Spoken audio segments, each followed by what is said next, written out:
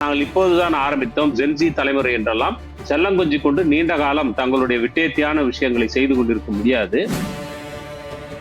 அதிகாரத்தை கைப்பற்றிவிட வேண்டும் என்கிற மிகப்பெரிய ஒரு திட்டத்தோடு பாஜக அங்கு மேற்கு வங்கத்தில் இந்த தேர்தலை அணுகுகிறது. பாரதிய ஜனதா கட்சி பழனிசாமியினுடைய முகத்திலே மறு வைத்துக் கொண்டு பழனிசாமி என்கிற பெயரில் பாரதிய ஜனதா கட்சி வருவதற்கு முயற்சிக்கிறது. ஆகவே பழனிசாமி என்பவர் மறு வைத்துக் கொண்ட பாஜக தான். கொள்கை எதிரின்னு பாஜக சொல்லிருக்கீங்களே, அப்போ அவரை எதுக்காமையே இருக்கிறீங்களே பாரதிய ஜனதா கட்சினா அதுதான் எங்க கொள்கை அப்படின்னு சொல்லிக்கிட்டு இருக்காங்க. எம்பிக்களை விலைக்கு வாங்கக்கூடிய, எம்பிக்களை வளைத்து போடக்கூடிய ஒரு பெரிய வேட்டையை பாரதிய ஜனதா கட்சி நடத்தி கொண்டிருக்கிறது. உங்கள் சத்யாவில் ஃபுல் மூன் சேல் காலை 9 மணியிலிருந்து இரவு 12 மணி வரை. மே 1 ஒரு நாள் மட்டும். டயா பூஸ்டர் சுகரை கண்ட்ரோல் பண்ணும், உங்க ஆரோக்கியத்தை மீட்டு தரும். சர்க்கரையை கட்டுப்படுத்துறதுக்கான எளிமையான வழிமுறை, இயற்கையான வழிமுறை. அனைத்து மருந்து கடைகளிலும் கிடைக்கும்.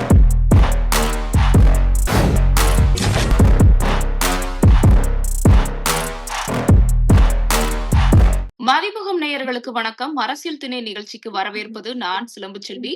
இன்று நம்மளோடு இணைந்திருக்கிறார் எழுத்தாளர் ஆதவன் தீட்சண்யா. வணக்கம் தோழர்.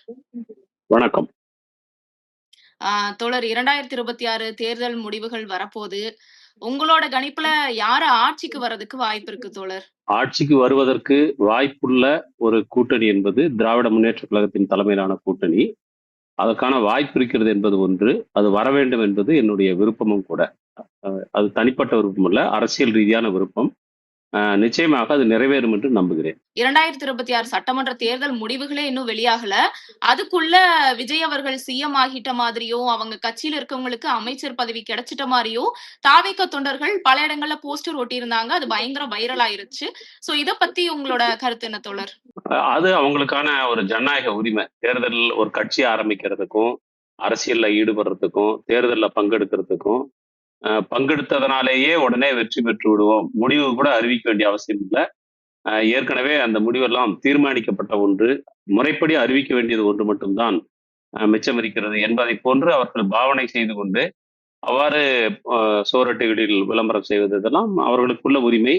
அதை நாம் வேறு விதமாக பார்ப்பதோ அல்லது விமர்சிப்பதோ தேவையில்லை என்று நான் நினைக்கின்றேன். ஆனா அது அரசியல் முதிர்ச்சியா தோழர்? இப்போ ஆண்டாண்டு காலமா இருக்கக்கூடிய கட்சிகள் கூட எலெக்ஷன் ரிசல்ட்டுக்கு முன்னாடி இந்த மாதிரி பண்ணுவாங்களான்னு தெரியாது. ஆனா இவங்க அதுக்கு முன்னாடியே அமைச்சர் பதவியெல்லாம் ஒதுக்கி லிஸ்ட் வெளியிட்டு இருந்தாங்க. சோ இது எப்படி தோழர் எடுத்துக்கலாமா சாதாரணமா? அது நீங்க RSS மோடியை எப்படி கீழே இறக்குனாங்க அப்படின்னா, பிரதமர் வேட்பாளர் அப்படின்னு சொல்லி இறக்குனாங்க.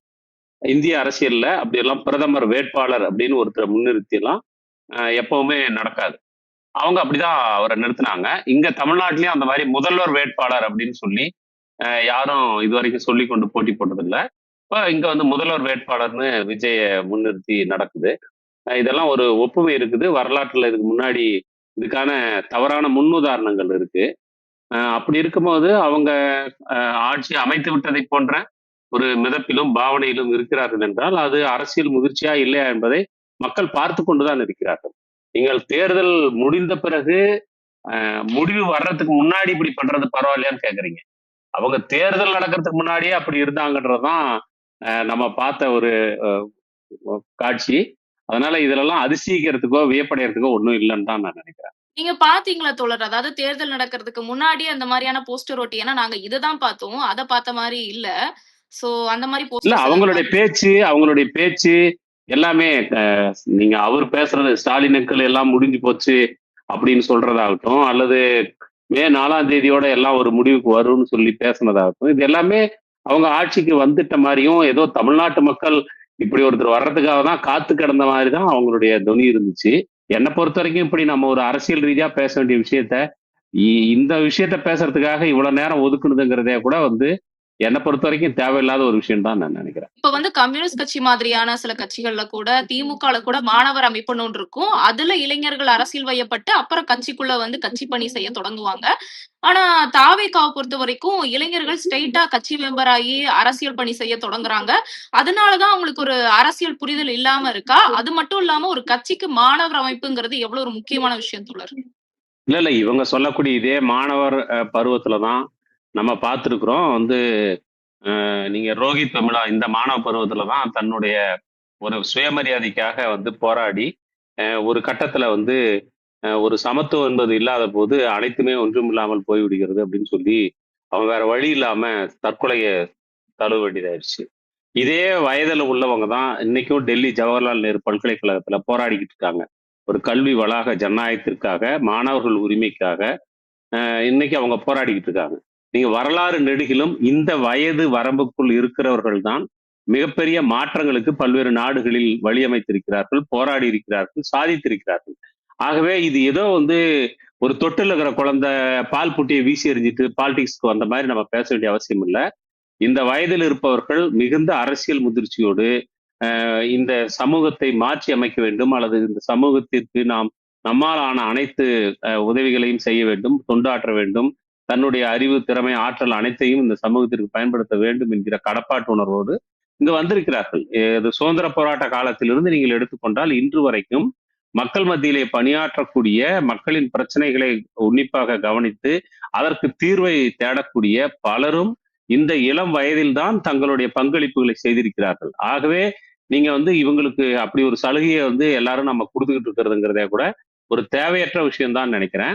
அவங்க தங்களுடைய அரசியல் முதிர்ச்சியை அவர்கள் வெளிப்படுத்துவதற்கு முன்வர வேண்டும்ன்றதை தவிர நம்ம அவங்கள பத்தி கம்யூனிஸ்ட் கட்சிகளெல்லாம் ஒப்பிட்டு பேச வேண்டிய அவசியம் ஒன்றும் கிடையாது. கம்யூனிஸ்ட் கட்சி என்பதோ அல்லது வந்து மற்ற கட்சிகள் என்பவையோ அவங்க வந்து ஒரு ஒரு முறையான அரசியல் அமைப்பை தொடங்கி ஒரு குறிப்பிட்ட திட்டத்தின் கீழ் கம்யூனிஸ்ட் கட்சிகள் வேலை செய்கின்றன. அந்த திட்டத்தை வெகு மக்களிடம் கொண்டு சேர்ப்பதற்கு பல்வேறு அமைப்புகளை உருவாக்கி இருக்கிறார்கள். இப்போ பெண்களிடம் கம்யூனிஸ்ட் கட்சியினுடைய வேலை திட்டத்தை கொண்டு சேர்ப்பதற்கு மட்டுமல்ல, பெண்கள் என்ன எதிர்பார்க்கிறார்கள் என்பதை கம்யூனிஸ்ட் கட்சி கொண்டு சேர்ப்பதற்கும் கூட அங்கு ஒரு மாதர் அமைப்பு தேவைப்படுகிறது. அதை போலவே ஒவ்வொரு காலத்தினுடைய வாலிபர் சமூகம், இளைஞர்கள் வந்து என்ன நினைக்கிறாங்க, அவங்களுடைய எதிர்பார்ப்பு என்ன, என்ன அவர்களுக்கு தேவைப்படுகிறது என்பதை கம்யூனிஸ்ட், ஏன்னா ஒரு கட்சியினுடைய தலைமையில் இருப்பதனாலேயே அவங்களுக்கு அனைத்தும் தெரிந்து விடும் என்று அவசியம் இல்லை. அப்ப அவர்கள் தங்களுடைய அனுபவத்திலிருந்து உணரக்கூடிய விஷயங்களை வெகு மக்களுக்கும், வெகு மக்கள் என்ன சமகாலத்தில் கருதுகிறார்கள் என்பதை கட்சி தலைமைக்குமாக ஒரு இருவழி வந்து பரிமாற்றம் என்பது தொடர்ந்து நிகழ்ந்து கொண்டிருக்கிறது. அதனாலதான் கட்சிகள் உயிர்ப்போடு தங்களை சமகால தன்மையோடு பொருத்தி கொண்டு இயங்குவதற்கு அது வாய்ப்பளிக்கிறது. அப்படியான சில ஏற்பாடுகள் அந்த கட்சிக்கும் கூட நீங்கள் விஜயனுடைய கட்சிக்கும் கூட தேவைப்படும் என்று நான் நினைக்கின்றேன். அதை நாளடைவர்கள் வந்து சேர்ந்தால் தமிழ்நாட்டினுடைய அரசியலுக்கும் ஜனநாயக செயல்பாடுகளுக்கும் அது உதவிகரமாக இருக்கும். அவர்கள் நாங்கள் இப்போதுதான் ஆரம்பித்தோம், ஜென்ஜி தலைமுறை என்றெல்லாம் செல்லங்கொஞ்சி கொண்டு நீண்ட காலம் தங்களுடைய விட்டேத்தியான விஷயங்களை செய்து கொண்டிருக்க முடியாது. நிச்சயமாக அவர்கள் அந்த முதிர்ச்சியை அடைவார்கள் என்று நான் உறுதியாக நம்புகிறேன். ரெண்டாவது, அவங்களை எல்லாரையுமே அப்படி ஒரு படித்தாக நாம் அப்படி முத்திரை குத்தி விட வேண்டிய அவசியம் இல்லை.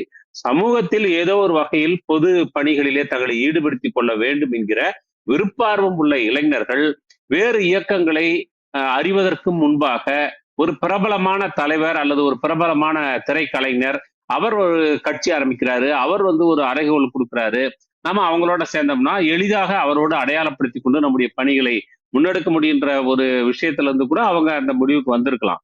ஆனால் அப்படி ஒன்றும் மக்களுடைய அன்றாட வாழ்வாதார பிரச்சனைகள் அல்லது ஒரு நாட்டினுடைய தொலைநோக்கான வளர்ச்சி திட்டங்கள் இது பற்றியெல்லாம் எந்த விதமான அவருடைய திட்டங்கள் எதுவுமே பிரதிபலிக்கவில்லை, அவர் வெளிப்படுத்தவும் இல்லை. அவர்களுக்கென்று தனியாக ஒரு சிந்தனை பள்ளியோ அல்லது வேறு ஆலோசனை சொல்லக்கூடியவர்களோ இருக்கிறார்களா என்பதும் தெரியவில்லை. அதெல்லாம் ஒரு நாளடைவில் அவர்கள் தொடர்ந்து மக்களிடையே பணியாற்ற வேண்டிய நிர்பந்தம் வருகிற போது படிப்படியாக கற்றுக்கொண்டு அந்த நிலையை அவர்கள் அடைய வேண்டும் என்பது நம்முடைய விருப்பம். அடைவதும் அடையாதும் அவர்களுடைய விருப்பம். இப்போ சமீப காலமா மேற்கு வங்கத்திலேயே எலெக்ஷன் நடந்துட்டு இருக்கு. 2ஆம் கட்ட தேர்தல் வந்து நடக்க போகுது. முதல் கட்ட தேர்தல் வந்து நல்லபடியா நடந்து முடிஞ்சிருச்சு. இப்ப என்னன்னா தொடர் கம்யூனிஸ்ட் கட்சி வந்து மேற்கு வங்கத்துல தொடர்ந்து ஆட்சியில இருந்தது. ஆனா இப்போ இல்லாம போயிருச்சு. மம்தா பானர்ஜி கட்சி வெர்சஸ் பிஜேபிங்கிற மாதிரி ஆயிடுச்சு. சோ கம்யூனிஸ்ட் கட்சி மேற்கு வங்கத்துல வலுவற்ற நிலைக்கு செல்றதுக்கு என்ன காரணம் தோழர்? முதல்ல இந்த முதல் கட்ட தேர்தல் நல்லபடியா நடந்து முடிஞ்சிருச்சுன்னு சொன்னீங்க. அது நல்லபடியா நடந்து முடிஞ்சாங்கிறது நமக்கு தெரியல. ஏனென்றால் அங்கு மிகப்பெரிய அளவுக்கு வன்முறைகள் கட்டவிழ்த்து விடப்பட்டிருக்கின்றன. அந்த மாதிரியான ஒரு ஒரு ஒரு ஜனநாயகத்தை பாதுகாப்பதற்கு வன்முறைகள் எந்த அளவுக்கு தேவைப்படுகிறது அப்படிங்கிறத ஒரு கேள்வியா நம்ம எழுப்ப வேண்டியிருக்கு.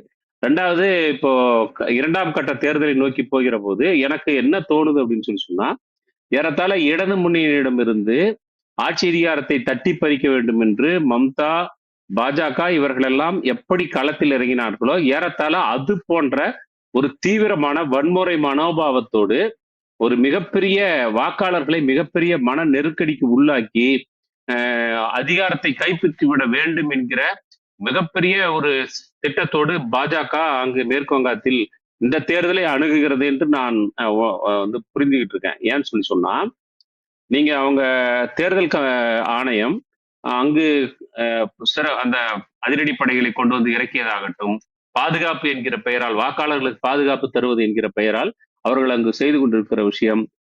நீங்கள் பாதுகாப்பு படையினுடைய வாகனத்திலேயே பாரதிய ஜனதா கட்சியினுடைய தலைவர் வந்து அங்க பிரச்சாரத்துக்கு வராரு. நீங்க உத்தரப்பிரதேசத்துல ஒருத்தர் என்கவுண்டர் ஸ்பெஷலிஸ்ட் சிங்கம், இந்தியா டுடே, டைம்ஸ் ஆஃப் இந்தியாலாம் அவரை சிங்கம் என்று புகழ்கிறார்கள். வெக்கம் கட்டு இருக்கு. இந்த அளவுக்கு வந்து ஊடகங்கள் வந்து ஒரு கொலகாரனை வந்து சிங்கம்லாம் பாராட்டுறதுங்கிறது எந்த வகையில கொண்டாடுறது எவ்வளவு சரியா இருக்குன்னு நினைக்கிறேன்.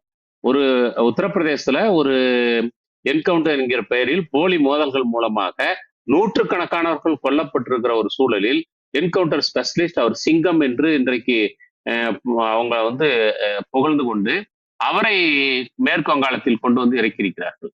அவர் திரிணாமுல் காங்கிரசினுடைய வன்முறையாளர்களை எச்சரிப்பதாக சொல்லிக்கொண்டு அங்கு பகிரங்கமாக விடுக்கக்கூடிய மிரட்டல், அந்த மொழி நமக்கு புரியலனா கூட ஊடகங்கள் அதை சில விஷயங்களை வந்து வெளிப்படுத்துறாங்க. அவர் அங்கு ஒட்டுமொத்தமாக ஒரு வாக்களிக்கக்கூடிய ஜனநாயக உரிமைக்கே ஒரு அச்சுறுத்தலை விடுக்கக்கூடிய இடத்தில் இருக்கிறார். உத்தரப்பிரதேசத்திலிருந்து கொண்டு வந்து அப்படி எவ்வளவு பேரை இறக்கி இருக்கிறார்கள் என்று தெரியவில்லை. ஆகவே பாரதிய ஜனதா கட்சி இன்றைக்கு தேர்தல் ஆணையத்தின் மூலமாக பாதுகாப்பு என்கிற பெயரில் அல்லது வேறு வகையான சட்டம் ஒழுங்கை பாதுகாப்பது என்கிற பெயரில் மிக கடுமையாக அங்க ஒரு பெரிய முயற்சியை மேற்கொண்டிருக்கிறது. எப்படியாவது இந்த முறை மேற்கு வங்காளத்தை கைப்பற்றிவிட வேண்டும் என்று அவர்கள் முயற்சிக்கிறார்கள். நீங்கள் அமித்ஷா பேச்சாகட்டும் அல்லது மோடியினுடைய பேச்சாகட்டும், இது எல்லாமே அங்கு மிகப்பெரிய ஒரு உளவியல் முற்றுகையை அந்த மக்கள் மீது தொடுத்துக் கொண்டிருக்கிறார்கள் என்று நாம் புரிந்து கொள்ள வேண்டியிருக்கிறது. இடதுசாரிகளை பொறுத்தவரையிலும் அவர்களுடைய ஆட்சி எப்படி அவர்களிடமிருந்து தட்டி பறிக்கப்பட்டது என்பதை பற்றி ஏராளமான ஆய்வுகள் வந்திருக்கின்றன. அவர்கள் கையாண்ட ஒரு தொழில்மயமாக்குவதற்கான எடுத்த முயற்சி, அதற்கு எதிராக மக்களை எப்படி உசிப்பிவிட முடிந்தது, தவிரவும் ஒரு ஆட்சி என்கிற முறையில் அந்த கடந்த 30 ஆண்டுகளில் அவர்கள் செய்திருக்க வேண்டிய இன்னும் சில முக்கியமான மாற்றங்கள் எல்லாம் எப்படி செய்யாமல் கைகூடாமல் அது போனது, அதன் காரணமாக எழுந்த அதிருப்தி என்று பல காரணங்கள் அங்கு இருக்கின்றன. ஆனால் இன்றைக்கு கட்சி அந்த தவறுகளையும் போதாமைகளையும் உணர்ந்து இன்றைக்கு ஒரு புதிய வேகத்தோடு, குறிப்பாக இளைஞர்கள் இன்றைக்கு பெருவாரியாக மார்க்சிஸ்ட் கம்யூனிஸ்ட் கட்சி இடது முன்னணி சார்பாக இன்றைக்கு களமிறக்கப்பட்டிருக்கிறார்கள். அவர்கள் மிகுந்த நம்பிக்கையோடும் உற்சாகத்தோடும் மக்களிடையே பணியாற்றுகிறார்கள். மக்களுக்காக பாரதிய ஜனதா கட்சியும் திரிணாமுல் காங்கிரசும் ஏதோ கொள்கை ரீதியான பெரிய மோதலை அவர்கள் நடத்துவதை போன்ற தோற்றத்தை அவர்கள் காட்டினாலும் உண்மையில் அவர்களுக்குள் எந்த விதமான கொள்கை பூர்வமான எந்த முரணும் இல்லை. அவர்கள் யார் அதிகாரத்தில் இருப்பது என்பதுதான் அவர்களுக்குள் இருக்கக்கூடிய போட்டியாக இருக்கிறது. ஆக அந்த போட்டியில் மக்கள் தொடர்ந்து புறக்கணிக்கப்பட்டுக் கொண்டிருக்கிறார்கள். அவர்களின் குரலாக மார்க்சிஸ்ட் கம்யூனிஸ்ட் கட்சியும் இடது முன்னணி கட்சிகளும் அங்கே, இடதுசாரி கட்சிகளும் அங்கே களத்தில் இருக்கிறார்கள்.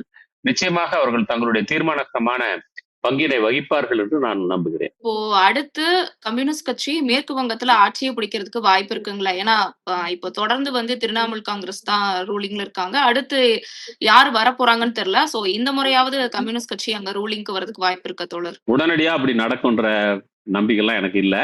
ஆனா நடக்கவே நடக்காதுன்ற அவநம்பிக்கை எனக்கு கிடையாது. இந்த தேர்தல் அது நடக்காம போகலாம். ஆனா நிச்சயமாக நம்முடைய தோழர்கள் மிகப்பெரிய அளப்பரிய தியாகங்களை செய்துதான் அந்த மாநிலத்தில், அது அவர் ஜோதிபாசு காலத்திலிருந்து ஒரு அவசர நிலை பிரகடனம், சித்தார்த்த சகர காலத்தில் கட்டவிழ்த்து விடப்பட்ட மிக கொடூரமான ஒடுக்குமுறைகளை எல்லாம் தாங்கி கொண்டு அங்கு தோழர்கள் போராடித்தான் அந்த மாநிலத்தில் அதிகாரத்திற்கு வந்தார்கள். அதற்கான தேவை அந்த சமூகத்தில் இருந்தது. இப்போது மீண்டும் அப்படி ஒரு தேவை உருவாகி இருக்கிறது. அதை முன்னிட்டு நிச்சயமாக கம்யூனிஸ்ட் கட்சி தோழர்கள் அந்த இடத்தை நிறைவு செய்வார்கள். அதற்கான உழைப்பை அவர்கள் செலுத்திக் கொண்டிருக்கிறார்கள். மக்கள் நிச்சயமாக அவர்களுக்கான வாய்ப்பினை மீண்டும் வழங்குவார்கள் என்று நான் நம்புகிறேன். அது இந்த தேர்தலில் நடந்துவிடும் என்ற ஒரு மிகையான மதிப்பீடு எனக்கு இல்லை. இப்போ பீகார்ல எடுத்துக்கிட்டீங்கன்னா, தொடர்ந்து ஆட்சியில இருந்த நிதிஷ்குமார ராஜினாமா பண்ண வச்சு பாஜகவ சேர்ந்தவர சிஎம் ஆக்கியிருக்காங்க.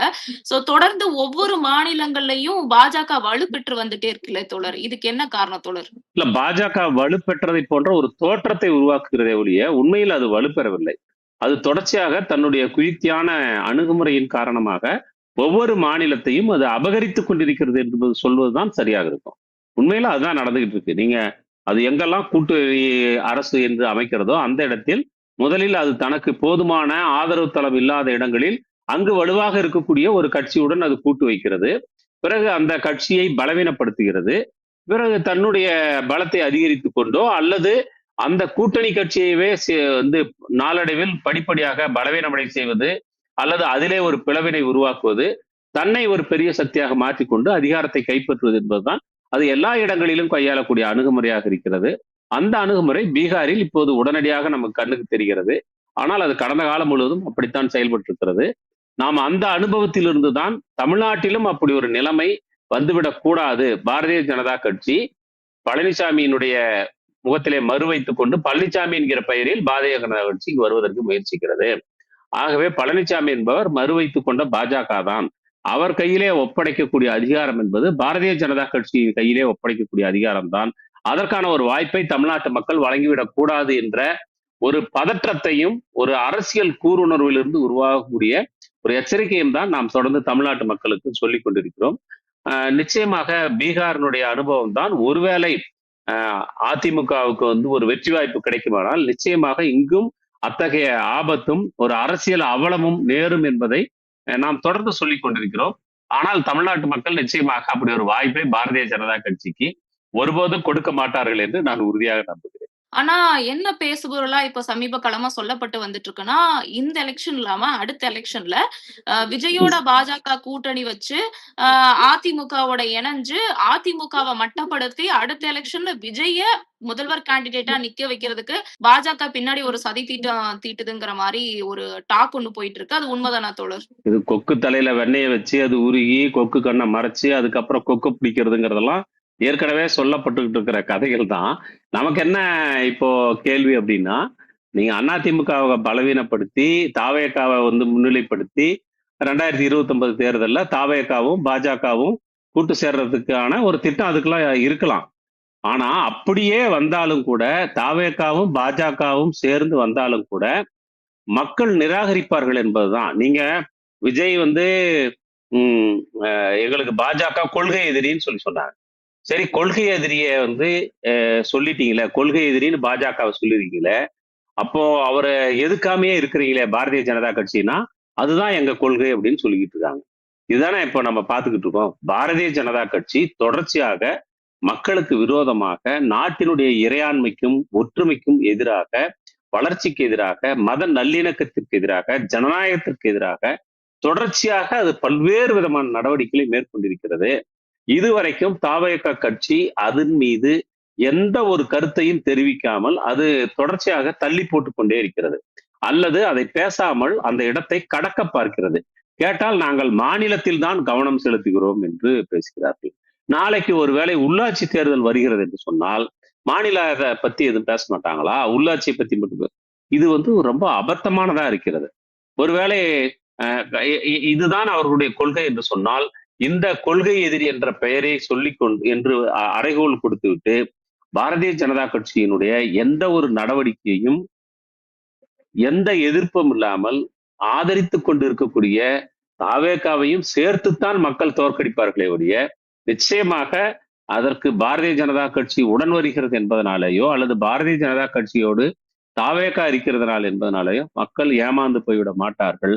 2029 அரசியல் விழிப்புணர்ச்சியுடன் இருந்து நிராகரிப்பார்கள் என்பதுதான். இப்போ நீங்க கொள்கைன்னு சொன்னதுல இருந்து எனக்கு ஒரு கேள்வி தோழர்.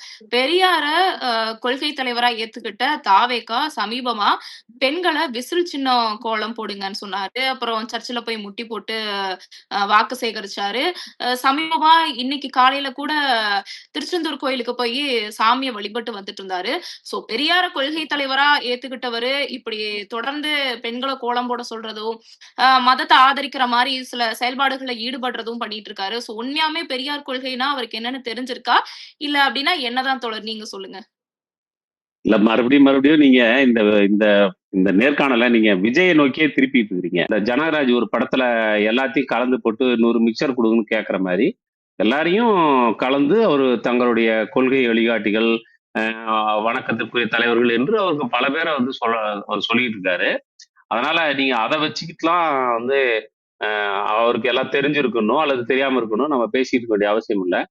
அது அவருடைய செயல்பூர்வமாக நிரூபிக்க வேண்டிய விஷயத்தை சொல்லளவில் கூட இல்லாமல் இருக்கிறார்கள் என்பதுதான் விஷயம். இப்ப ஆம் ஆத்மி கட்சிய சேர்ந்த 7 எம்பிக்கள பாஜக அவங்களோட கட்சியில இணைச்சுக்கிட்டாங்க.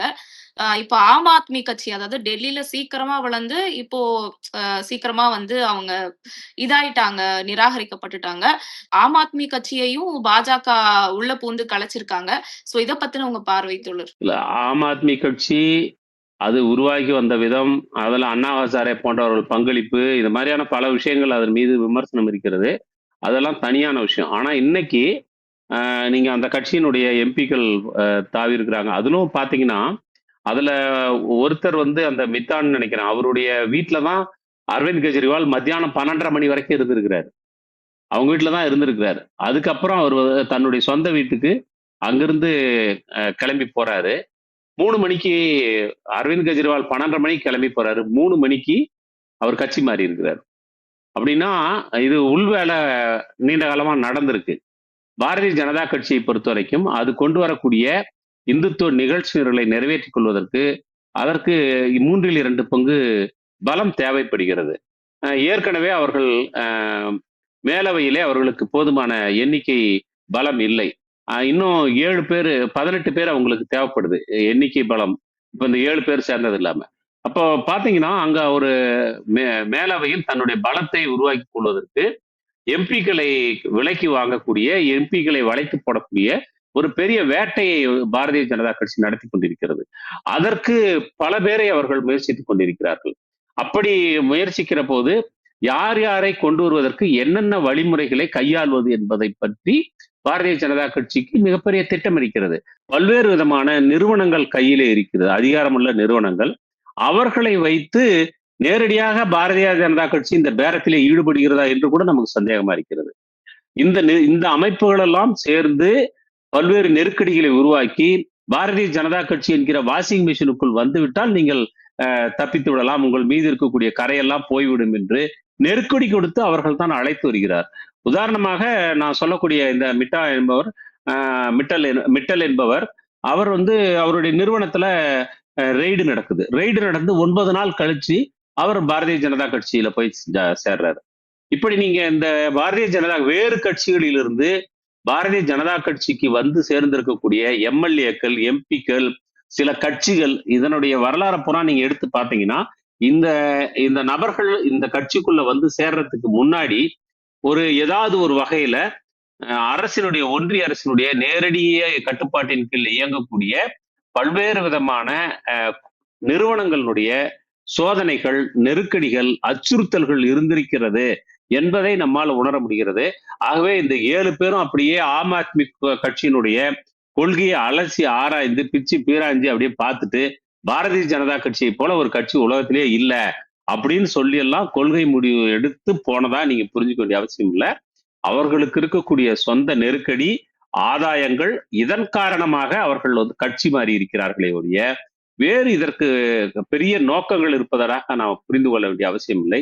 பாரதிய ஜனதா கட்சி தேர்தலின் மூலமாக மக்களால் நிராகரிக்கப்பட்ட ஒரு கட்சி. அதற்கு போதிய பெரும்பான்மை இல்லாமல் வேறு வழியின்றி அது அதிகாரத்தை நத்தி பிழைத்துக் கொண்டிருக்கிற ஒரு கட்சி. அந்த கட்சி நாடாளுமன்றத்தின் மக்களவையிலும் மாநிலங்களவையிலும் தன்னுடைய பலத்தை இரவல் வழியில் அதிகரித்துக் கொள்வதற்கு முயற்சித்துக் கொண்டிருக்கிறது.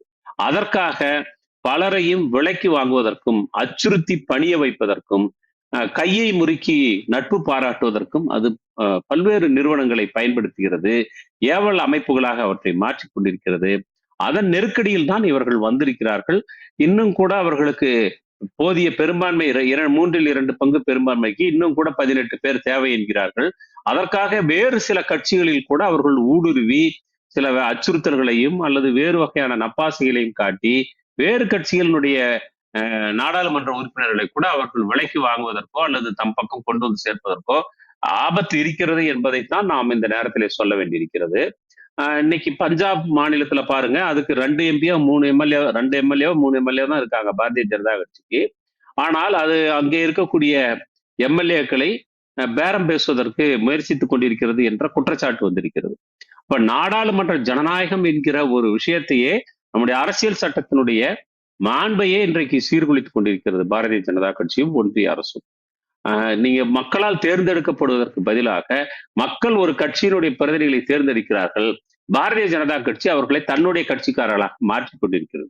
அப்ப தேர்தல் என்பதையே அது ஒரு செல்லாத நடைமுறையாக மாற்றிக் கொண்டிருக்கிறது. இது ஜனநாயகத்திற்கு மிகப்பெரிய கேடு விளைவிக்கக்கூடிய செயல். அது ஏற்கனவே பாரதிய ஜனதா கட்சியை பொறுத்தவரையிலும் காங்கிரஸ் முக்த் பாரத் என்று சொன்னார்கள். காங்கிரஸ் இல்லாத இந்தியா என்று முழக்கத்தை வைத்தார்கள். படிப்படியாக அது எதிர்கட்சிகளே இல்லாத இந்தியா என்கிற இடத்தை நோக்கி இந்த நாட்டை நகர்த்தி கொண்டிருக்கிறது. அது ஒரு கட்சி ஒரு தலைவர் என்கிற ஒரு ஒற்றைமயமாக்கப்பட்ட சர்வாதிகாரத்தை நோக்கி நாடாளுமன்ற ஜனநாயகத்தையே இல்லாத ஒழிக்கக்கூடிய ஒரு சூழலை அவர்கள் உருவாக்கி கொண்டிருக்கிறார்கள். இது நிச்சயமாக அரசியல் சாசனத்திற்கும் ஜனநாயக நெறிமுறைகளுக்கும் விரோதமானது என்றுதான் நாம் சொல்ல வேண்டியிருக்கிறோம். ஆம் ஆத்மி கட்சியை பொறுத்த வரைக்கும் அரவிந்த் கெஜ்ரிவால் அவர்கள் ஊழலை மட்டும் பிரதானப்படுத்தி ஆட்சிக்கு வந்தாரு.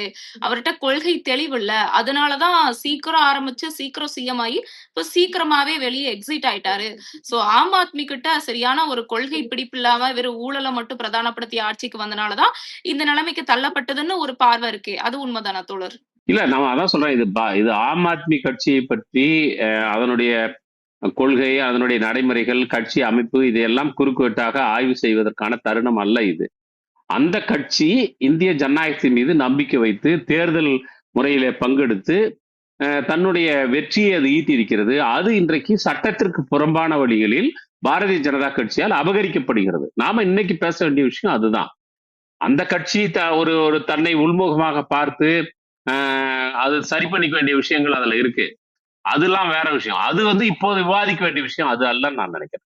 இப்ப அந்த கட்சி செய்ய வேண்டியது எதுன்னா, அந்த கட்சி ஜனநாயகத்தின் மீது நம்பிக்கை வைத்து அது அடைந்த வெற்றியை பாரதிய ஜனதா கட்சி தட்டி பறிக்கிறது. டெல்லி மக்களால் புறக்கணிக்கப்பட்ட ஒரு கட்சி அது இப்போ நாடாளுமன்ற தேர்தலில் புறக்கணிக்கப்பட்ட ஒரு சூழலை அது தனக்கு சாதகமாக இப்போது மாற்றிக்கொள்ள முயற்சிக்கிறது. அதுதான் விஷயம். நீங்க இப்போ ஆந்திர மாநிலத்துல நடந்த தேர்தல்ல ஆந்திரா தேர்தலினுடைய முடிவுகளை பத்தின விமர்சனங்கள் வர தொடங்கி இருக்குது. எப்படி தேர்தல் முடிந்த பிறகு, வாக்குப்பதிவு முடிந்த பிறகு இரவில் 11 மணியிலிருந்து அதிகாலை 2 மணி வரைக்கும் எப்படி வாக்குப்பதிவு நடந்தது, யார் அந்த நள்ளிரவில் வாக்களித்த பேய் பிசாஸ் எல்லாம் யார் என்கிற கேள்வியை இன்னைக்கு ஜனநாயகத்தில் நம்பிக்கை கொண்டவர்கள் எழுப்புகிறார்கள். பரகலா பிரபாகர் போன்ற பொருளாதார அறிஞர்கள் எழுப்புகிறார்கள். நீதிபதி ஹரிபரதாமன் போன்றவர்கள் எல்லாம் ஜீரோ பிஜேபி என்கிற ஒரு இயக்கத்தை தொடங்கி, பிஜேபி என்பதே ஒரு நாட்டினுடைய ஜனநாயகத்திற்கு, நாடாளுமன்ற ஜனநாயகத்திற்கு அச்சுறுத்தலை விளைவிக்கக்கூடிய ஒரு கட்சி என்கிற வகையில் அவங்க இயக்கத்தை நடத்துறாங்க. இப்போ அதே மாதிரிதான் நீங்க அது இந்தியா முழுவதும் பல்வேறு மாநிலங்கள்ல நடந்திருக்கக்கூடிய தேர்தல்கள், நாடாளுமன்ற தேர்தல் உட்பட எல்லாவற்றிலுமே பதிவான வாக்குகள், எண்ணப்பட்ட வாக்குகள், அது எல்லாவற்றிலுமே மிகப்பெரிய முறைகேடுகள் நடந்திருக்கிறது. டெல்லி மாநில சட்டமன்ற தேர்தலை பற்றியும் கூட அப்படியான புகார்கள் எல்லாம் வந்ததையெல்லாம் நாம் பார்த்திருக்கிறோம். ஆகவே இன்னைக்கு ஆம் ஆத்மி கட்சி தனக்கு ஏற்பட்டிருக்கக்கூடிய பின்னடைவை அது எதிர்கொள்வது என்பது தனி. அது அடைந்த வெற்றியை இன்றைக்கு கையில் தக்க வைத்துக் கொள்ள முடியாத அளவிற்கான நெருக்கடி உருவாகி இருக்கிறது என்பதுதான் விவாதிக்க வேண்டிய விஷயம். ஒவ்வொரு தேர்தலையும் திமுகவோட கம்யூனிஸ்ட் கட்சி சிபிஐயா இருக்கட்டும், ஐஎம்ஆ இருக்கட்டும், ரெண்டும் சேர்ந்துதான் கூட்டணி வச்சு ஆட்சிக்கு வர்றதா இருக்கட்டும், அல்லது தொகுதியில ஜெயிக்கிறதா இருக்கட்டும், இந்த மாதிரி தொடர்ந்து நடந்துட்டு இருக்கு. ஆனா எப்போதான் சிபிஐஎம்மோ ஐயோ தனிச்சு நின்னு சிஎம் கேண்டிடேட் ஆகுறதுக்கு வாய்ப்பு இருக்கு, எப்ப நடக்கும் தோழர்? ஏன்னா நிறைய இளைஞர்கள் கம்யூனிஸ்ட் கட்சி தமிழ்நாட்டு ஆண்டா நல்லா இருக்குமேன்னு எதிர்பார்க்கிறாங்க. ஆனா இது எப்ப நடக்கும் தோழர்? கம்யூனிஸ்ட் கட்சி ஆளுங்கட்சியாக மாறுவது என்பது ஒன்னும் ஆட்சி அதிகாரத்துக்கு வரமாட்டோம்னு சொல்லல கம்யூனிஸ்ட் கட்சி. இன்னும் சொல்ல போனால் கம்யூனிஸ்ட் கட்சிகள் ஆட்சி அமைக்கிற போதுதான் அது வெகு மக்களின் ஜனநாயகமாக இருக்கும் என்பதெல்லாம் வேற விஷயம். ஆனால் அது தேர்தலின் மூலமாக அடைந்த வெற்றி என்பதே இந்தியாவில் அது இஎம்எஸ் நம்பூதிரிப்பாடு காலத்திலிருந்து ஜோதிபாசு காலத்திலிருந்து தொடர்ச்சியாக நாடாளுமன்ற ஜனநாயகத்தில் பங்கெடுத்து அந்தந்த மாநிலங்களில் ஆட்சி அமைத்து கிடைத்த அந்த குறைந்தபட்ச அதிகாரத்தை வைத்துக்கொண்டு அந்த மாநில மக்களுக்கு அதிகபட்சமாக நலன்களை நிறைவேற்றக்கூடிய அரசுகளை கம்யூனிஸ்டுகள் கொடுத்திருக்கிறார்கள் என்பதில் எந்த மாற்று கருத்தும் இல்லை. தமிழ்நாட்டிலும் அப்படி ஒரு நிலைமை வர வேண்டும் என்பதிலே மாற்று கருத்தில்லை. ஆனால் கள யதார்த்தம் என்பது வேறு. நீங்கள் முதலாவது பொது தேர்தலில் சென்னை மாகாணத்தில் எதிர்க்கட்சியாக தெரிவு செய்யப்பட்ட கம்யூனிஸ்ட் கட்சி மாகாணம் மாநில மொழிவாரி மாகாணங்களாக பிரிக்கப்பட்ட சூழல், பல்வேறு அரசியல் சூழல் காரணமாக எண்ணிக்கையிலே பிரதிநிதித்துவத்திலே குறைவு ஏற்பட்டு, ஆனால் ஒவ்வொரு காலகட்டத்திலும் அது ஏற்ற இறக்கத்தோடு இருந்திருக்கிறது. அந்த மாதிரியான ஒரு சூழல் இருப்பதை நாம் முதலிலே கவனத்தில் எடுத்துக்கொள்ள வேண்டியிருக்கிறது. தவிரவும் மார்க்சிஸ்ட் கம்யூனிஸ்ட் கட்சியை பொறுத்தவரையிலும் அல்லது இடதுசாரி கட்சிகளை பொறுத்தவரையிலும் ஒவ்வொரு தேர்தலிலும் யார் வெற்றி பெற வேண்டும், யார் வீழ்த்தப்பட வேண்டும் என்ற ஒரு இலக்கு இருக்கிறது. அந்த இலக்கு என்பது உழைக்கும் வர்க்கத்தின் நலன், நாட்டின் நலன், மக்களின் ஒற்றுமை, சிறுபான்மையினர், உழைக்கும் மக்கள் இவர்களுடைய நலனை மையப்படுத்தி இந்த தேர்தலில் இவர்களின் நலன்களை பாதுகாத்துக் கொள்வதற்கு, இவர்களுடைய நியாயமான ஜனநாயக உரிமைகளை பாதுகாத்துக் கொள்வதற்கு யார் ஆட்சிக்கு வரக்கூடாது என்பதும், யார் வந்தால் இந்த உரிமைக்கான போராட்டத்தை முன்னெடுப்பதற்கு சற்று எளிதான வாய்ப்பு இருக்கிறது என்பதை தான் நம்ம கணக்கில் வச்சுக்கிறோம். ஒழிய உடனடியாக இந்த தேர்தலில் அதிகாரத்திற்கு தோழர் சண்முகம் முதலமைச்சராக வேண்டும் அல்லது பாலகிருஷ்ணன் முதலமைச்சராக வேண்டும், வாசுகி முதலமைச்சர் என்பது கனகராஜ் இதெல்லாம் எங்களுக்கு நோக்கம் இல்லை. இப்போதைக்கு எங்களுடைய வேலை, கம்யூனிஸ்ட் கட்சியினுடைய வேலை என்பது உழைக்கும் மக்களின் நலன்களை பாதுகாப்பது, சிறுபான்மையினருடைய நலனை பாதுகாப்பது, தமிழ் மொழியினுடைய வளர்ச்சியை உத்தரவாதப்படுத்துவது, இந்த தமிழ் மக்களின் பண்பாட்டை பாதுகாப்பது, இதெல்லாம் தான் எங்களுக்கு முன்னுரிமையாக இருக்கிறது. அது தேசிய அளவிலும் இப்படி நீங்கள் சொல்லலாம். இந்த முன்னுரிமைகளை எங்களுடைய சொந்த பலத்தில் நாங்கள் பாதுகாப்பதற்கான போராட்டங்களையும் இயக்கங்களையும் நடத்தி கொண்டே இருக்கிறோம். அதே நேரத்தில் தேர்தல் என்று வருகிற போது இதே நலன்களை நாங்கள் பாதுகாத்துக் கொள்வதற்கு எங்களுடைய சொந்த பலம் போதாது என்கிற போது நாங்கள் கூட்டணியை நாடுகிறோம். அந்த கூட்டணியை என்று நாடுகிற போது வேறு வழியே கிடையாது. ஒத்த கருத்துள்ள தொகுதி கட்சிகளோடு தொகுதிகளை பகிர்ந்து கொள்கிறோம். அது ஒரு தொகுதி உடன்பாட்டின் அடிப்படையில். இவ்வாறு தொகுதி உடன்பாடு செய்து கொள்வது என்பதே எல்லா காலத்திலும் அவர்கள் எது செய்தாலும் நாங்கள் மௌனமாக அங்கீகரிப்போம் அல்லது எதிர்ப்பு தெரிவிக்க மாட்டோம், ஏற்றுக்கொள்வோம் என்பது அர்த்தம் கிடையாது. தேர்தலை சந்திப்பதற்கு ஒரு தொகுதி உடன்பாட்டை வைத்துக் கொள்கிறோம். தேர்தலுக்கு பிறகு அந்த ஆட்சி எங்களுடைய ஆதரவோடு அமையக்கூடிய அந்த ஆட்சி உழைக்கும் மக்களின் நலன்களை பாதுகாக்கும் வரையில் எங்களுடைய ஆதரவு நிச்சயமாக தொடரும். முரண்படும் இடங்களில் நாங்கள் முரண்படுவோம். களத்திலே இறங்கி போராடக்கூடிய இடத்தில் போராடுவோம். எங்கள் ஆலோசனைகள் ஏற்கப்படும் வகையில் ஆலோசனை சொல்வோம். ஏற்கப்படாத போது களத்திலே நாங்கள் எங்களுடைய ஆலோசனை முன்வைத்து போராட்டத்தை நடத்துவோம். இதுதான் இன்னைக்கு எங்களுக்கு முன்னுரிமையாக இருக்கிற பிரச்சனையை ஒழிய எங்களை ஆளுங்கட்சியாக உடனடியாக மாற்றிக்கொள்வது என்பது கள யதார்த்தம் அதற்கு பொருந்தி வரவில்லை என்பதை தெரிஞ்சுக்கிட்டே நீங்க தனியா நின்னா பரவாயில்ல அப்படின்னு சொல்றதுங்கிறது ஒரு அரசியல் தனிமையை கொண்டு போய் நிறுத்திவிடும். ஆனால் நிச்சயமாக கம்யூனிஸ்ட் கட்சிகளை பொறுத்தவரையிலும் ஒரு 5 ஆண்டு காலத்திற்கு குறிப்பிட்ட தொகுதிகளை தெரிவு செய்து அந்த தொகுதிகளை மையப்படுத்தியே தங்களுடைய அமைப்பு வேலையையும் மக்கள் போராட்டங்களையும் முன்னெடுப்பது, அவ்வாறு செய்வதன் மூலமாக அந்த குறிப்பிட்ட தொகுதிகளில் கம்யூனிஸ்ட் கட்சியினுடைய ஆதரவு தளத்தை விரிவுபடுத்துவது என்பதெல்லாம் சாத்தியம்தான். அது கடந்த காலத்திலே அவரெல்லாம் காட்டப்பட்டிருக்கிறது. நிச்சயமாக அடுத்தடுத்த காலங்களிலும் நடக்கும். தவிரவும் கம்யூனிஸ்ட் கட்சி என்பது தேர்தலில் நின்று அது ஜெயிப்பதே அதற்கு இறுதி இலக்கு கிடையாது. ஒட்டுமொத்தமாக சமூக மாற்றம் என்பதுதான் கம்யூனிஸ்ட் கட்சியுடைய இலக்கு. அந்த பணிக்கு நாடாளுமன்றத்தையும் பயன்படுத்துவது, சட்டமன்றத்தையும் பயன்படுத்துவது என்பதுதானே ஒழிய யாரோ சிலர் எம்எல்ஏ எம்பி ஆக்கி போட்ட சட்டை கசங்காமல் மொட வென்று இருப்பதோ அல்லது அழுங்காம குலுங்காம இருக்கிறதுங்கிறதோ எங்களுடைய அரசியலுக்கு பொருந்தாத விஷயம். அதல்ல கம்யூனிஸ்ட் கட்சியினுடைய நோக்கம். கம்யூனிஸ்ட் கட்சியினுடைய நோக்கம் மக்கள் அவர்களுடைய போராட்டங்கள், ஜனநாயக உரிமைகள், அதை பாதுகாப்பதற்கான பல்வேறு தளங்களிலே நாங்கள் போராடி கொண்டிருக்கிறோம். எங்களை பொறுத்தவரையிலும் நாடாளுமன்றமும் சட்டமன்றமும் கூட எங்களுக்கு ஒரு போராட்ட களம்தான். அந்த உணர்வோடு தான் அங்கு செல்லுகிறோம். தமிழ்நாட பொறுத்தவரைக்கும் பெரியார் மண், சமூக நீதி மண்ணுன்னு சொன்னாலுமே, ஒவ்வொரு நாடாளுமன்ற தேர்தல், ஒவ்வொரு சட்டமன்ற தேர்தலுக்குமே பாஜகவோட வாக்கு சதவீதம் அதிகமாகிட்டு தான் இருக்கு. இதுக்கு காரணம் என்ன தோழர்? அதாவது திமுக கூட்டணியில இருக்கவங்க வேலை சுணக்கமா இருக்கறனாலயா? இல்ல பிஜேபி என்ன மாரியான செயல்கள்ல ஈடுபட்டு அதோட வாக்கு சதவீதத்த அதிகப்படுத்துறாங்க தோழர் தமிழ்நாட்டுல? அது வாக்கு சதவீதத்தை அவங்க அதிகப்படுத்துற மாதிரி ஒரு தோற்றத்தை உருவாக்குறாங்க. நீங்க அவங்க எடுத்துக்கங்க, ஒவ்வொரு தேர்தலிலும் அவர்கள் போட்டியிடக்கூடிய இடங்களின் எண்ணிக்கை அதிகரிக்குது. அதனால வாக்கு சதவீதம் கூடின மாதிரி தெரியுதே ஒழிய, அவர்களுடைய உண்மையான ஆதரவு தளம் என்பது மிக மிக சொற்பமானது. அவங்க ஒவ்வொரு தேர்தலிலும் அவருடைய கூட்டணி கட்சிகளுடைய தோல்ல சவாரி செய்து தாங்கள் போட்டியிடக்கூடிய இடங்களின் எண்ணிக்கையை அதிகரித்துக் கொண்டே இருக்கிறார்கள். அப்படி அதிகரிக்கிற காரணத்தினால அதிகப்படியான இடங்களில் போட்டியிடுகிற போது கிடைக்கக்கூடிய வாக்குகளின் எண்ணிக்கை கொஞ்சம் அதிகரித்ததை போல காட்டுகிறது. அதைத்தான் அவர்கள் என்ன செய்யறாங்கன்னா, பிஜேபி இங்க படிப்படியாக வளர்ந்து கொண்டிருக்கிறது, அது வாக்கு சதவீதம் கூடிக்கொண்டே இருக்கிறது என்று அவர்கள் ஒரு தோற்றத்தை உருவாக்க விரும்புகிறார்கள். அப்போ வெகு மக்கள் மத்தியில இப்போ பாரதிய ஜனதா கட்சி கூட வளருதான் போல, அதனால நம்மளும் கூட ஆதரவு தெரிவிச்சா என்னான்னு ஊசலாட்டம் உள்ள பகுதியினரை அந்த பக்கம் இழுக்கிறதுக்கு ஒரு சின்ன முயற்சி அதுல இருக்குது.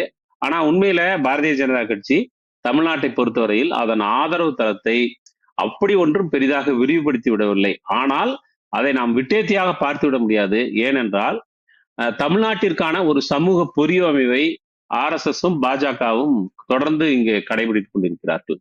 தமிழ்நாட்டில் இருக்கக்கூடிய பல்வேறு சிறு சிறு சாதி சேர்ந்தவர்களை அவர்களுக்கென்று சிறு சிறு கட்சிகளை உருவாக்குவது, ஒவ்வொரு சாதிக்கும் ஒரு கட்சியை உருவாக்குவது, அந்த கட்சியை அந்த மக்கள் மத்தியிலே இருக்கக்கூடிய நியாயமான ஜனநாயக உணர்வுகளை பிரதிபலிப்பதற்கு பதிலாக அந்த கட்சிக்கு ஏதோ ஒரு சாதி அடுக்கிலே அதற்கு ஒரு தனித்துவமான மகிமை இருப்பதை போலவும், அந்த சாதிக்கு இருக்கக்கூடிய பிற்போக்குத்தனமான எண்ணங்களை அப்படியே தக்க வைத்துக் கொள்வதற்கு பாரதிய ஜனதா கட்சி ஒரு பாதுகாப்பை வழங்குவதை போலவும் தோற்றத்தை உருவாக்கி அவர்கள் இந்த சமூக பொறியமைவு என்பதை உருவாக்குகிறார்கள். தமிழ்நாட்டை பொறுத்தவரையிலும் பாரதிய ஜனதா கட்சி நீங்கள் கணக்கில் எடுத்துக்கொண்டால் தெரியும், தமிழ்நாடு முழுவதும் இருக்கக்கூடிய பல்வேறு சாதிகளுக்கான கட்சிகளை பாரதிய ஜனதா கட்சி உருவாக்கி இருக்கிறது.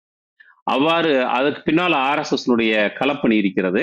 அவ்வாறு உருவாக்கப்பட்ட இந்த சாதிய கட்சிகள் அந்த மக்களினுடைய ஏக பிரதிநிதியாக தங்களை முன்னிறுத்தி கொண்டு அந்த சாதிகளுக்கு இருக்கக்கூடிய சாதிய மனோபாவம், ஆதிக்க மனோபாவம், ஒடுக்குமுறை மனோபாவம் இவற்றை எல்லாம் தொடர்ந்து தக்க வைத்துக் கொள்வதற்கு அந்த சாதிய கட்சிகள் உதவி செய்கின்றன, அல்லது அதையெல்லாம் முன்னெடுக்கின்ற இடத்திற்கு சேர்கின்றன. இதற்கு பின்னால் சாதிய அமைப்பை சரி என்று நிறுவக்கூடிய இந்து மதத்தினுடைய இந்துத்துவாவினுடைய சாதிய கட்டமைப்பை தக்க வைத்துக் கொள்வதற்கான ஒரு பெரிய திட்டம் இருக்கிறது. அதற்கு பின்னால் இந்த சாதிய கட்சிகளை உருவாக்குவது, சாதிய அமைப்பினுடைய தேவையை அவர்கள் கொண்டாடுவது, இதன் வழியாக சாதியம் என்கிற ஒரு சமூக கட்டமைப்பை தக்க வைத்துக் கொள்வதற்கான ஒரு வேலை திட்டம் அதற்குள் இருக்கிறது. பாரதிய ஜனதா கட்சியை பொறுத்தவரையிலும் அது வெறுமனே ஒரு நாடாளுமன்ற அல்லது சட்டமன்ற தேர்தலிலே போட்டியிட்டு அவர்கள் MLA MP ஆவது மட்டுமல்ல, அல்லது மோடியோ அல்லது அமித்ஷாவோ மந்திரியாவும் பிரதமராக இருப்பது மட்டும் அவர்களுக்கு நோக்கம் அல்ல. அவர்கள் இந்துத்துவ அடிப்படையில் இந்திய நாட்டை ஒரு மறு கட்டமைப்பு செய்ய வேண்டும் என்று விரும்புகிறார்கள். அப்படி விரும்புகிற போது அதில் தமிழ்நாடு மட்டும் விதிவிலக்காக இருந்து விடக்கூடாது. தமிழ்நாட்டையும் அவர்கள் சேர்த்தே கபலீகரம் செய்வதற்கு முயற்சிக்கிறார்கள். அப்படி முயற்சிப்பதற்கு தமிழ்நாட்டினுடைய சாதி அமைப்புகளை அவர்கள் பயன்படுத்தி கொண்டிருக்கிறார்கள். அந்த சாதி அமைப்புகளினுடைய ஊடுருவல், சீரழிவு இதையெல்லாம் பாரதிய ஜனதா கட்சியினுடைய வெற்றியாக நாம் பார்க்க வேண்டியிருக்கிறது. வெறும் வாக்கு எண்ணிக்கையை மட்டும் அதனுடைய வெற்றியாக பார்க்க வேண்டிய அவசியம் இல்லை. இது எல்லாமே சேர்த்து கவனத்தில் வைத்துக் கொள்ள வேண்டும். பாரதிய ஜனதா கட்சியினுடைய வளர்ச்சியை வாக்குகளோடு நீங்கள் சமன்படுத்தி புரிந்து கொள்ளக்கூடாது, எளிமைப்படுத்தி விடக்கூடாது என்று நான் சொல்ல விரும்புகிறேன். ரொம்ப நன்றி தோழர். எங்களுக்காக இவ்வளவு நேரம் ஒதுக்கி நாங்க கேட்ட கேள்விகளுக்கு அழகாவும் தெளிவாகவும் பதில் சொன்னீங்க. ரொம்ப நன்றி தோழர். நன்றி தோழர். நன்றி தோழர்.